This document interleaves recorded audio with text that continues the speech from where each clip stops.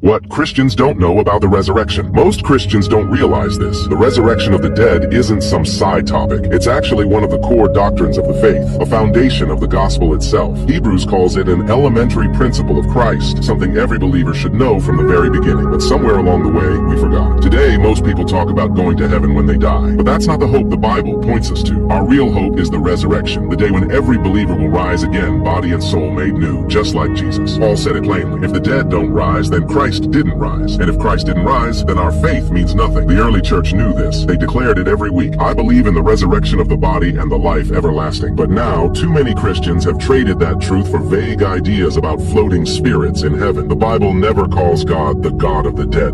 He's the God of the living, because his people don't stay in the grave forever. They sleep until he calls them back to life. Jesus said it himself. An hour is coming when all who are in their graves will hear his voice, some to everlasting life and some to judgment. That's the real picture of eternity. Not escaping earth, but being restored, resurrected into a world made new. So maybe it's time we go back to what the first believers knew all along. Without the resurrection, there is no gospel.